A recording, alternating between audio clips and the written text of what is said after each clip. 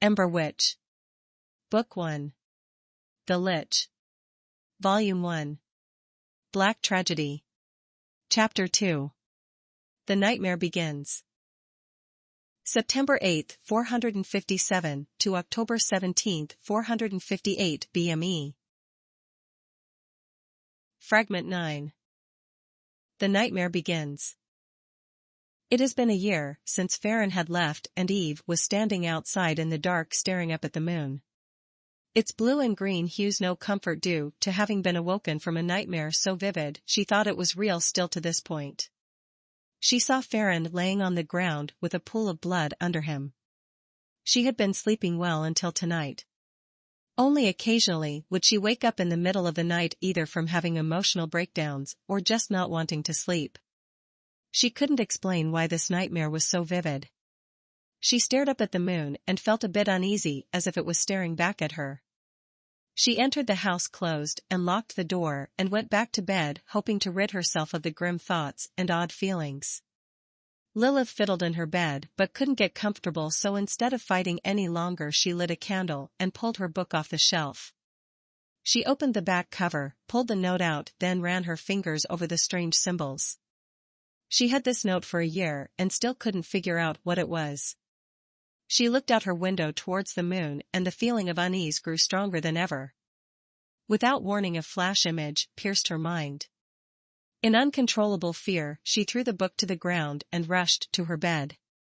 Throwing her blanket over her head, she began to pray as tears welled in her eyes. Eve sat up hearing a bang coming from her kids' room. She stood up, grabbed a knife off the end table next to her bed and ran out of the room. She rushed into the kids' room to see a lit candle, a book splayed out on the floor, and her oldest daughter crying under her blanket. She set the knife down and sat on Lilith's bed, pulling the blanket up. "What's wrong, sweetheart?" she asked, hugging her daughter. "I don't know. I'm afraid." Lilith sobbed. "Of what, baby?" Eve asked as she comforted her child. "The moon, I feel like it's watching me," Lilith cried out, struggling to speak. Eve was shocked at first. She didn't know what to say because she herself had been feeling the same sensation for weeks. "Was there something in your book that scared you?" Eve asked, trying not to bring up the odd feelings they seemed to share. "Kind of," Lilith replied, tears streaming down her face. Eve leaned forward and grabbed the book off the ground. The small note fell out of the back and Eve reached down to pick it up. As soon as her finger touched it, a flash image appeared in her mind. A woman sitting on a throne, lights pulsing through the seat. The woman smiled a grievous grin as if she had been waiting for her. The image lasted only a moment, but it held so much detail. Eve flinched back in horror and dropped both the book and note to the ground. Moving quickly, she grabbed Lilith's hand tightly. "Come on, let's get your sister and we can all sleep in my room," she said as she helped Lilith off the bed. She picked up Aries and walked out of the room, leaving behind the note. They all lay on Eve's bed. Aries barely noticed she was moved. Lilith lay close to Eve, holding her tight. Eve began to speak softly. "Lords of creation, may your love wash over us. Take away our sins and bathe us in your holy grace." Lilith began to follow in prayer, reciting the next verse along with her mother.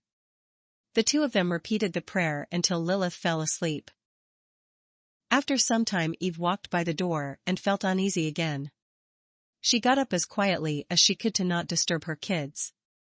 She walked into the room and pulled the book off the floor, but hesitated for a long time, thinking back to last night. She gathered her courage and picked up the note, expecting another flash, but nothing happened. She stared at it for a moment, then opened it up, reading the few words that she could make out. She folded it up after a moment, thinking about what she had just read.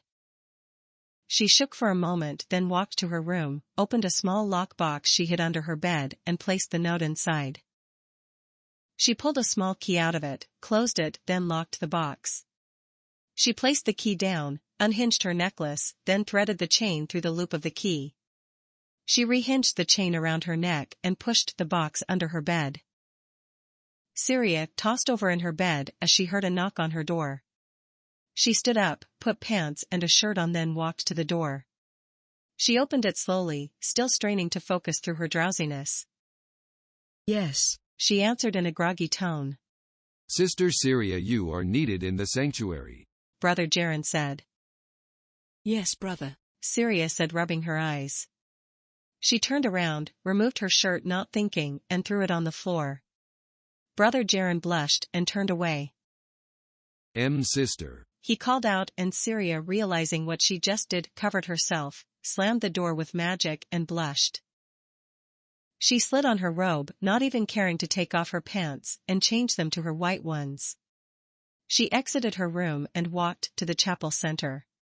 She saw Brother Jaren and Father Haith kneeling at the feet of 3 large statues. A giant buck with 12-point antlers, a wolf with a third eye, and a snake with 2 heads. She kneeled down with them and placed her hand on the marble floor, bowing to the statues. The 3 began to pray in unison. They stayed like that for a few minutes before Father Haith sat up.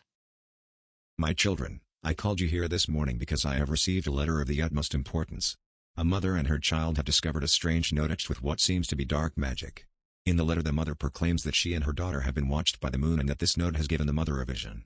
She explained that she saw a woman sitting on a throne of lightning. Father Haith said in a bit of a worrisome tone. You're not implying that this could be a page from the Narcosis, are you? Brother Jaren said in surprise. It might be. Father Haith said reluctantly. Syrya shook her head. No, it couldn't be. I thought it was destroyed after the Elvyn Council set fire to the Temple of Vir, she said in shock. Parts of it may still exist. After all, the history of that time is still lost. Haith replied. That was hundreds of years ago. There is no way to know for certain. Brother Jaren jumped in. I will need one of you to go to the family and find out. Syrya, since you are a healer, I don't think you should go, but if you think your knowledge of magic could help, I won't stop you. Father Haith said. I will go, Father. I am the only one who can know for certain. I will return with the note so we can keep it locked away from the world, she continued. I must protest. Sister, we have patients that need your magic. I can't do more than give pain remedies. Please stay here and take care of those that need your help, Jaren said quickly. I know you don't have the same abilities as I, but if this is a page from the Narcosis, you won't be able to handle its power. That book was written by the darkest of mages in the Age of the Gods. It is said to have such power that can wipe the minds of those that read it, rendering them brain dead, unable to even speak. Humans can't use magic, and I will not sit back while you or anyone else is harmed by the very thing that the Elvyn swore to destroy, Syrya said back, not taking no for an answer.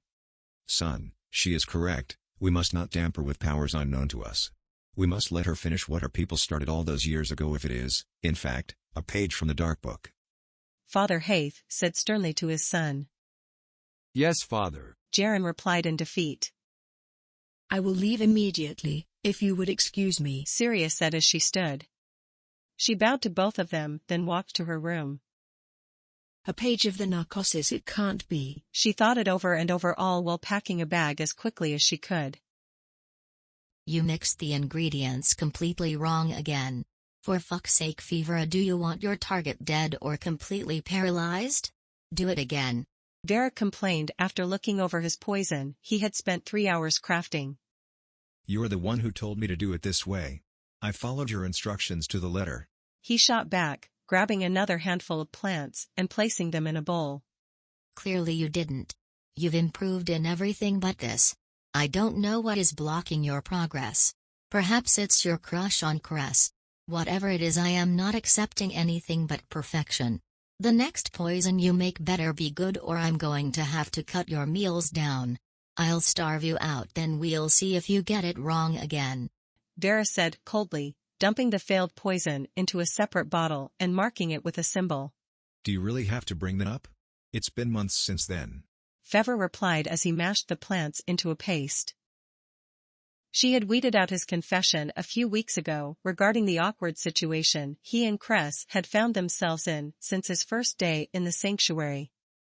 He hadn't wanted to say anything, but she was so good at manipulation that he inadvertently admitted to finding Cress attractive. However, due to his rigorous training schedule, he hadn't gotten more than a few moments at a time with her alone to talk about it. Instead, their awkwardness continued to thrive each time they interacted. This had increased tenfold after Vera had learned of the situation. Now he couldn't go a week without her bringing it up. We are killers, not lovers. Forget about love, it brings you nothing. Vera replied sarcastically, taking a seat next to him. You keep saying we're killers, but I haven't left this cave since I arrived. When will I get a job? I am ready. Fevra said, then got a slap to the top of the head. You are not. First of all, you can't even make a successful poison. Second, you lack the proper training and experience needed, and finally there is the matter of your presence. You still push out your power like a fucking beacon. I'm stuck here just like you because you haven't made enough progress. Vera said with anger. What are you talking about? My color is always repressed. That's basic level knowledge I was taught as a pup. Fevra said, putting down his tools. It's not your color, it's your dark pressure. Everyone who is around you can feel it. All this time I thought you were using it to keep us at bay, but now I see that you have no idea what is happening. Kellis, save me. Dara said with disappointment, then stood up and grabbed a book that she had kept around in the training room. Look, this book deals with necromantic applications for color. You are pushing out energy exactly like what is described here, she said, flipping through the pages until she found the section she was looking for, then placed it in front of him. Fevra read the passage, then frowned. You are sure about this? He asked with concern. Sure? No, I am certain. The day I met you I almost vomited because it was so powerful. I have been testing you for months to see if you had a reaction to necromancy, but you have shown nothing. I need to know what is happening in your system. What happened to you before we met? She said, placing a hand on the table next to him. It's not important. I have nothing to tell. I was exiled from my pack because I murdered my brother and pack mates. That's it. Fevra said, trying to keep his secrets from ever getting out. Bullshit. You use necromancy, you reek of it. You're caked in death not just from your murders but because you used necromancy. Vera said, getting into his face. I never used necromancy. For the love of the gods, I never even thought of using it. Fevra shot out, getting agitated by her accusation. Don't fucking lie to me, Fevra. That won't get you anywhere. I don't care if you did. I want to know what you did to have this strong of a presence. The reason why I am training you and not Neela or Kras or even Takashi is because I have studied necromancy. I know how to use it and repress the darkness, yet yours is far stronger than anything I could ever produce. I need to know why, Fevra, Vera said, trying to calm herself before they got into another heated fight. Over the past 3 months, Vera and him had become close, but equally dangerous friends. When Vera would say something Fevra didn't like, they would fight over it, but at the end of the day, they both had respect for each other even after breaking out into fist fights over stupid things. They trained every day. 4 hours of combat, 4 hours of poison and alchemy, and 4 hours of history and culture training to get Fevra up to speed on the fire and culture. It was hard and long work, but after the first 2 weeks, Vera softened up her cold grip and allowed for Fevra to get to know her. She was calculating, ice-cold, determined and steadfast in her ways.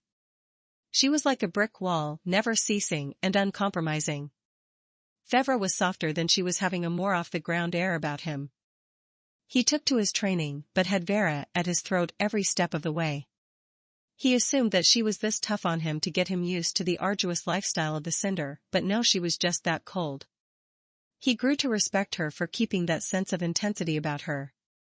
She, however, gained respect for him by how he never gave in. After every insult, punishment, and beating she delivered, he got back up and tried twice as hard.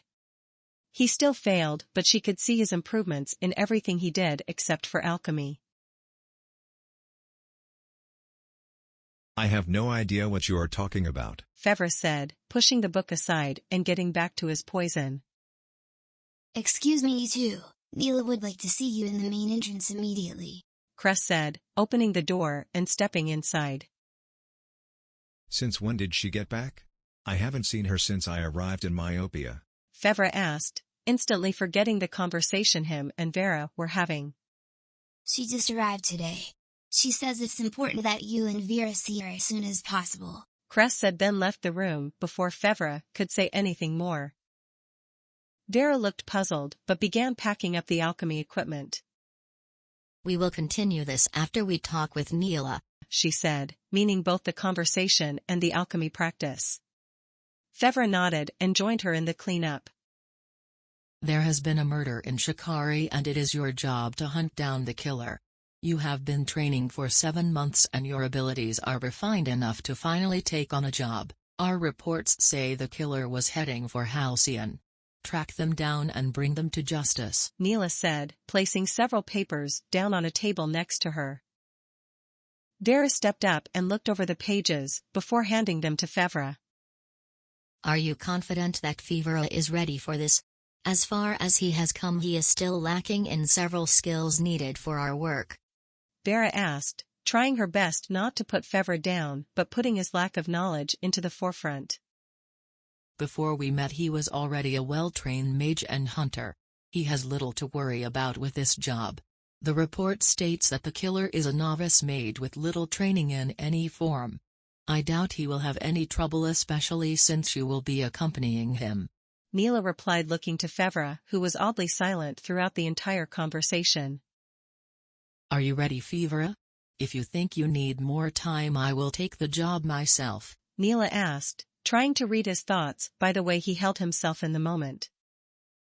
I am. I will not let you down, Neela, I promise, he said, then bowed. Fuck me. You're so formal it's pathetic. Vera laughed, seeing her partner acting humbly. All right, you will set out tomorrow morning for Shikari. When there, speak with the victim's family and gather any information you can. Good hunting, you two, Neela said and bowed back to Fevra with a smile.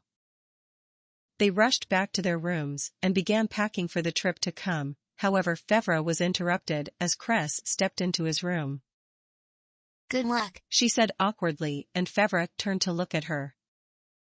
Thanks, he replied, and saw that she was struggling to find the right words. She started to say, but Vera stepped behind her. Get a move on. We have a long trip ahead of us and I want to get going now, Vera said, and Cress turned to leave. Fevra reached out and grabbed her arm before she made it too far from him. You can tell me when I get back, okay? he said, and Cress nodded, then pulled away from him. Vera rolled her eyes and walked away, not wanting to be involved in the drama.